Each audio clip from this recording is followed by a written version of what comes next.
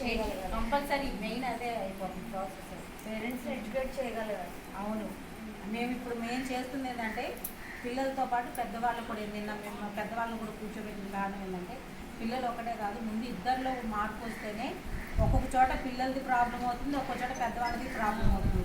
కాబట్టి ఏంటంటే ఇద్దరిని బ్యాలెన్స్ చేసుకుంటే కానీ ఒక సమస్య అనేది తీరదని చెప్పేసి మేము పెద్దవాళ్ళు కూడా ఇన్వాల్వ్ చేయాలి. కంపల్సరీగా పెద్దవాళ్ళతో కూడా మీటింగ్ పెడితేనే పెద్దవాళ్ళు మార్పు రావాలి, పిల్లల్లో రావాలి.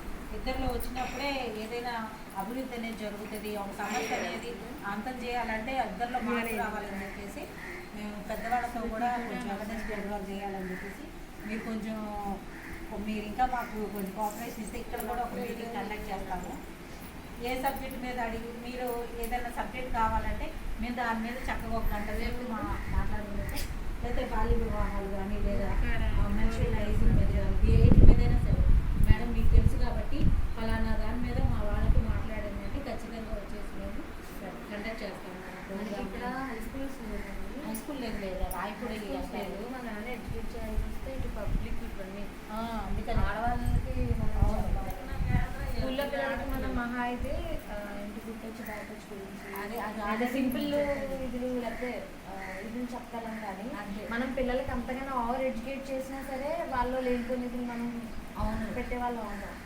కాబట్టి ఏంటంటే ఎక్కువ పేరెంట్స్ ఎడ్యుకేట్ చేయడానికి మనకి స్కోప్ ఎక్కువ. ఏంటంటే మనం పేరెంట్స్గా ఏంటంటే కొంతమంది పిల్లలతో ఫ్రీగా మాట్లాడలేకపోతున్నాం. ఒక విషయం గురించి వాళ్ళతో మాట్లాడవచ్చు. ఎందుకంటే కొంతమంది నేను చూసింది ఏంటంటే అమ్మాయి మెచ్యూర్ అయిన తర్వాత అమ్మాయికి ఎంత నీట్గా ఉండాలి, ఎట్లా ఉండాలి అని తల్లి చెప్పలేకపోయింది. ఆ అమ్మాయికి తెలియదు, ఇంట్లో తల్లి కూడా చెప్పలేకపోయింది. ఇంకెవరు చెప్తారు తల్లి? స్కూల్కి వెళ్తేనే స్కూల్లో టీచర్స్ దగ్గర భయం, ఇంకెవరు చెప్పాలి దానికి?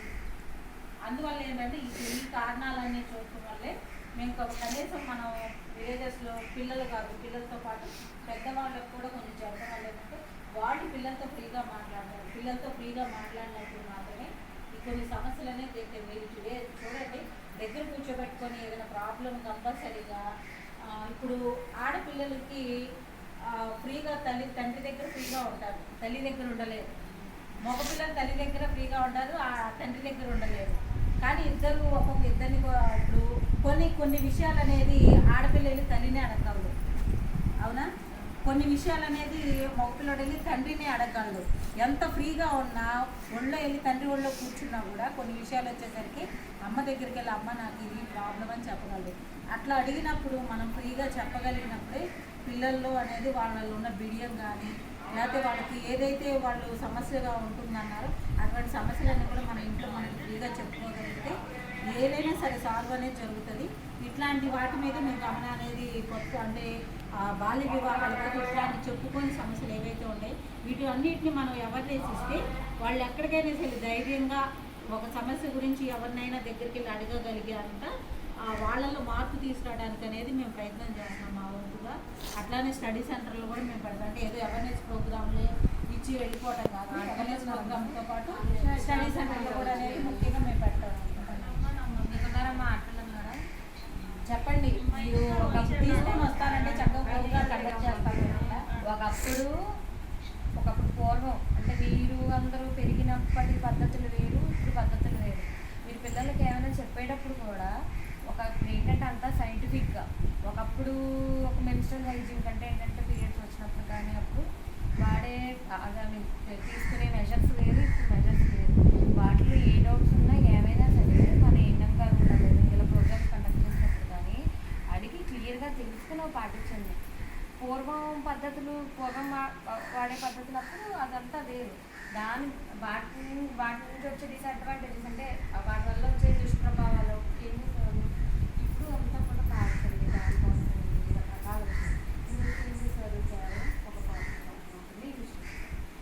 కదా అవి వద్దంటున్నారు. దానివల్ల చాలా ఇన్ఫెక్షన్స్ వస్తున్నాయి అనేసి అవన్నీ కూడా ఇప్పుడు వద్దంటున్నారు. కొంతమంది ఏం చేసేవారు, వాటిని వాష్ చేసుకుని ఎవ్రీ మంత్ అవి యూజ్ చేసే వాళ్ళని కూడా నేను చదువుకునే టైంలో కూడా చూశాను. కొంత అవగాహన వచ్చినా కూడా చాలామంది ఇప్పటికీ కొంతమంది అలాంటి అజ్ఞానంలోనే ఉన్నారు. మ్యాక్సిమం సెట్ అయినప్పటికీ అలాంటి అజ్ఞానంలోనే ఉన్నారు. కాబట్టి ఏంటంటే సరైన పద్ధతులు తల్లిదండ్రులుగా ఆడపిల్ల తల్లిదండ్రులుగా మీరు తెలుసుకోవడం కూడా చాలా ముఖ్యం. మగపిల్లల తల్లిదండ్రులకి చెప్పొచ్చేది ఏంటంటే, మగపిల్లలు ఉన్నారమ్మా, మగపిల్ల తల్లిదండ్రులకి చెప్పొచ్చేది ఏంటంటే, ఇప్పుడు జోక్గా మొన్న ఒకటి చూసానులేండి, మహారాజా సిండ్రోమ్ అనేసి ఒక డిసీజ్ ఉందట మన భారతదేశంలో. అంటే ఏంటి, కొడుకుని మహారాజు కింద ట్రీట్ చేయడం, ఆడపిల్లని ఎంతో కొంత తక్కువగా ఇచ్చేయడం. అర్థమైందా? ఇప్పటికీ చాలా ఊళ్ళల్లో చూస్తూనే ఉన్నాను. అంటే ఏంటంటే ఇప్పుడు ఇంట్లో పని ఉందనుకోండి, కేవలం ఆడపిల్ల పనే అన్న ఒక ఆలోచన నుంచి తీసేసి ఇంట్లో పని అనేది అందరి పని. మీరు వాళ్ళ ఇంట్లో ఇద్దరు పిల్లలు ఉంటే ఇద్దరు పిల్లల చేత పని చేయించాలి. ఒరే నువ్వు ఎక్కువ నువ్వు మగపిల్లడు రా, నువ్వు చెయ్యొద్దురా అనడానికి లేదు.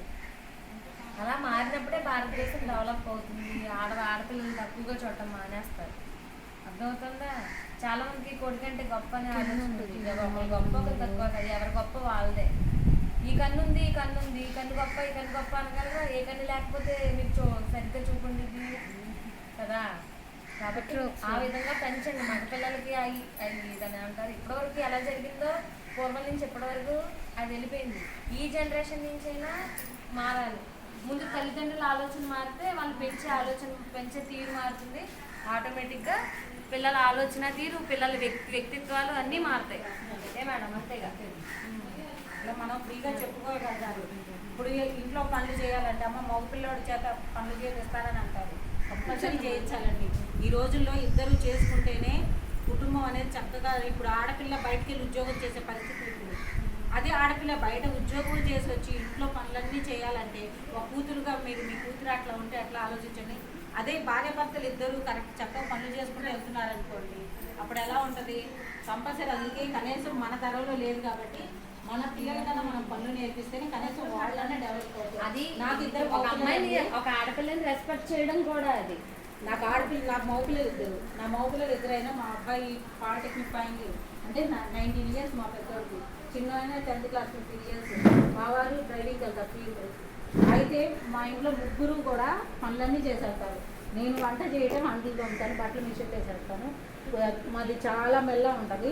ఓడవటం కానీ ఇల్లంతా డైలీ తడిగుడ్డ పెట్టడం కానీ అంతా కూడా మా వారు పిల్లలే చేస్తారు. చేసి వాళ్ళ మా పెద్ద అయిన హాస్టల్లో ఉంటారు. వీళ్ళిద్దరు అయితే ఇంట్లో డైలీ చేసి వెళ్ళిపోతారు. బట్టలు ఆరేయడానికి కానీ నాకు కొంచెం బాగా డైలీ ఏదైనా నేను కొంచెం మార్నింగ్ రావాలంటే అంట్లు తోమటానికి కానీ ఎవ్వరు మొహమాడతారు. మా పిల్లలు అయితే మా వారు చేస్తున్నారు కాబట్టి మా వారిని చూసి మా పిల్లలు ఏం చేస్తారంటే